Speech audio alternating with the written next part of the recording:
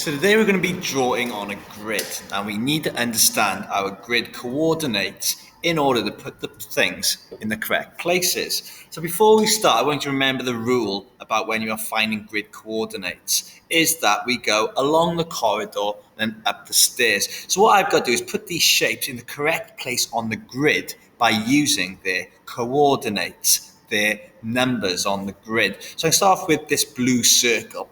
So it is 7, 8. Now remember the y-axis and the x-axis. So the x-axis always goes first. That is along the corridor.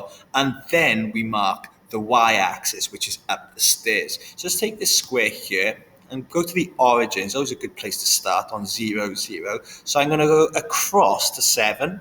So across the corridor, or along the corridor, and then up the stairs to 8.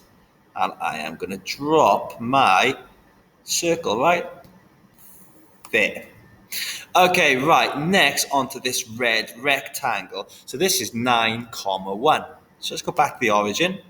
And I'm going along the corridor first to 9, and then up to 1, up the stairs to 1, and that's where the square lives. Right, next onto the triangle. So I've got 4, 6. So let's start, the wrong thing there. Here is my triangle. So we're going to go back to the origin, along the corridor to 4 and up the stairs to 6, and I'm going to plonk my triangle right there. Okay, and I got one more shape to plot or to draw on my grid, and that is the pentagon.